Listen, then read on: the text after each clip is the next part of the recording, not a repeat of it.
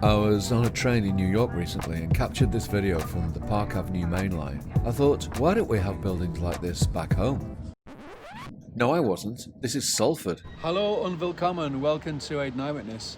I'm here at Salford Central Station, and in this video we're going to take a look at some very interesting new developments along a main route through the city of Salford. And the interesting thing about this route is that it's actually relatively new, as well as most of the buildings along it. Not all, but most of them. And we'll have a look at some drone views, and I'll also look at the question of where is Salford and how do you pronounce the name? We're on the Brompton bike today, and we'll take the lift down to ground level. Those highly decorated railway bridges from the mid-19th century are quite impressive, but they were once ignored. This is the Manchester and Salford Inner Relief Route, or Ring Road, built over recent decades to provide a continuous traffic corridor around the city. It cuts through a large section of the old central area of Salford, most of which has been demolished. We're heading northeast, and there's the Tower of Strangeways Prison in the distance. That could become a luxury residential development in the future. But first, the question is, where is Salford? My starting point is the satellite view of the conurbation. So, can you see Salford? From the air and from the satellite, there are no boundaries, though rivers and canals function as separators. Let's overlay the map of Greater Manchester over the top, and there, in the middle, is Salford, next to Manchester. But there are different parts. The part in yellow is the pre-1974 Salford, and in green and blue, the post-1974 Salford. Let me show you a little trick on Google Maps. Do try this out at home if you like. In Google Maps search, type the word Salford, S-A-L-F-O-R-D, and the dotted red line indicates the pre-1974 city of Salford. But if you type City of Salford, as if by magic, it expands to show the post-1974 city of Salford. It expanded to the west. The merger happened as part of the creation of Greater Manchester in 1974. I'll do a more detailed video on this very important subject matter another time. But now let's look more closely with a map from 1938, published in 1945, available on the Libraries of Scotland website. Look at that very sharp elbow of the River Irwell at the top.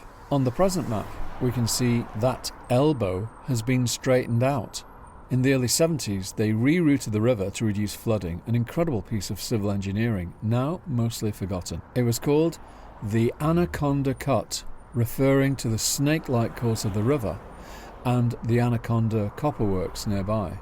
Now let's look more closely at Trinity Way. There is Trinity Way, going from the lower left, Chapel Street, up into the centre of the map, crossing over the River Irwell into Manchester. Zooming in closer, that's the start point at the intersection of Chapel Street and Trinity Way. We're going to make our way northwest across Black Friars Road as far as Wellington Bridge, and then into the new Colliers Yard district. If only I could fly through the air on my Brompton bike. But for that we have the drone operated by associate YouTuber Cinemaker. And how is Salford pronounced? Well, S-A-L-F-O-R-D is how it's spelt. The first symbol sounds like the Spanish word for sun, sol, but in fact it refers to the willow tree, or sallow. Salford means the ford by the willow trees. Some say Salford, a bit posher.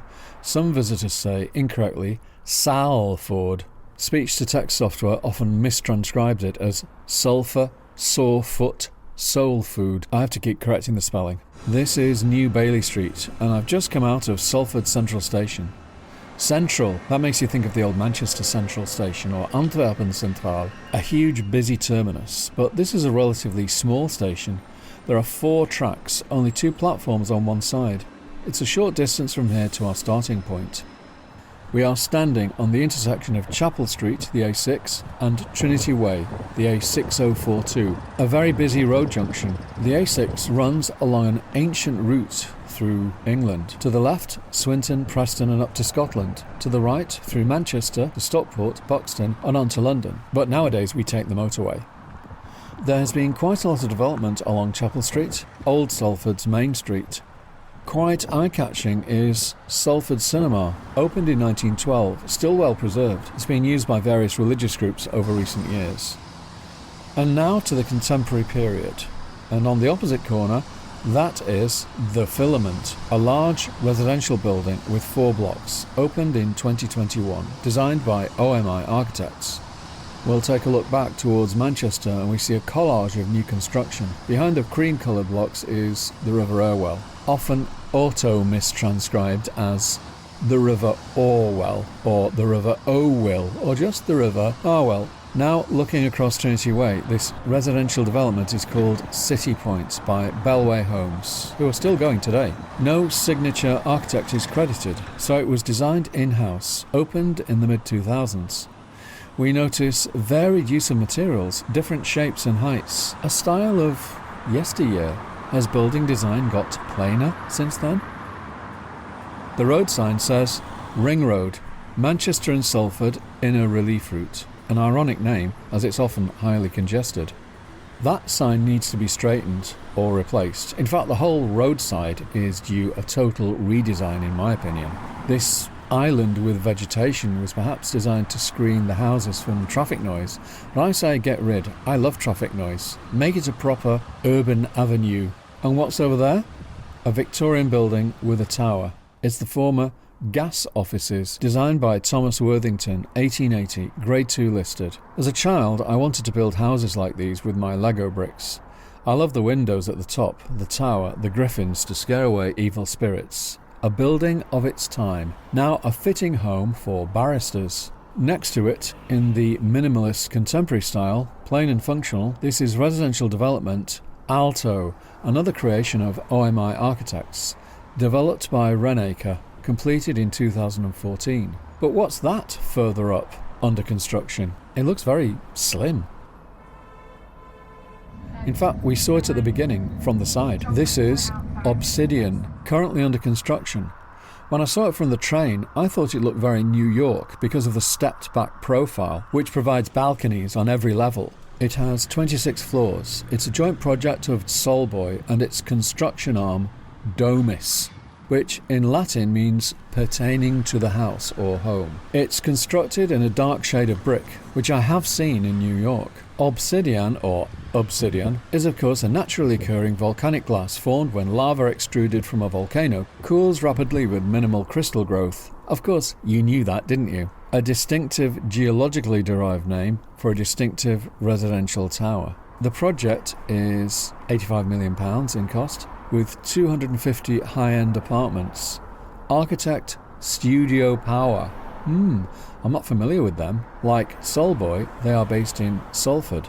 They're also working on Waterhouse Gardens next to Victoria Station and other projects. What makes this project unique is the very narrow footprint, which means it looks very slim from the front, though it takes up more of the field of view seen from either side. It's one of the biggest residential buildings around, though not the tallest, at 80 metres, 26 stories, 250 apartments. It seems to have taken shape very quickly. In June last year, just a few floors and the 2 concrete cores were visible. 14 months later, it's not far off completion. On the opposite corner, the former Renault dealership. The land has been bought by Solboy, and they're planning a project with homes in 2 categories: social homes and affordable homes. What's the difference? Well, do a search to find out. Solboy are planning 6-storey blocks of flats on the 4-acre site. Also a supermarket, green spaces and a market square. The plans are at a very early stage. Nothing has been approved yet, no visualisations, so we'll just have to use our imagination. That's Bankside Tower, and behind the trees is the residential development 55, also by Solboy and Domus, John Matthews Architects. There's some very nice roof design work at the rear, we'll see that later. There, in the midst of it all, is the celebrated pub, the Black Friar. Please note, not Black Friars. Pubs are often the only remaining relics of the older city, and it's great that it's still there. A magnificent building with its oriel window and ornate brickwork, now adorned in a contemporary style with giant sunflowers and the bee symbol. Next to it is another Solboy development called Local Black Friars, John Matthews Architects in collaboration with 5+ Architects. The scaffolding covers Collier Street Baths. The building stood derelict for many years, and it's now finally being brought back to life. And there it is again, Bankside Tower, built by Renault, designed by OMI with Denton Corker Marshall. Interesting that these tall towers don't have as high a profile as the towers on the south side of the city centre. They're not as famous, not as visible, at least from the south. This was a derelict former industrial area. For me, there was one building of interest, Greengate and Irwell Industrial Building, which I photographed. That's the railway on the right from Victoria Station to Salford Central, where I took the opening video clip. Not all development is high-rise. On Springfield Lane, those houses are by Urban Splash, part of Irwell Riverside, backing onto the River Irwell. In the mid-height range between the houses and towers are the apartment blocks with sloping roofs called Uptown, designed by architects Shed KM. And now we continue onto the bridge. And when do you think this bridge was built? That's it, we've run out of Salford. No more Salford. That's Manchester back that way. I'm standing on the Wellington Bridge over the River Irwell, which marks the boundary. So we'll double back and take a look at the Colliers Yard district. Ah, that's the life, relaxing on the balconies, looking out over the river. But what's that advert? Ah, it's for New York. What a coincidence. It says, "Epic trips start with an iconic welcome." Like the grumpy welcome I got from immigration officials on my first visit. In front of us is a tower that was a long time in the making. Begun as a project named The Residence, it stalled following problems with developer Elliott Lawless, whose company collapsed. Here, Legacy Developments came in and have completed it, and it's now called Embankment Exchange, designed by Manchester-based Geoffrey Bell Architects. It's actually two buildings, a tall one and a smaller one.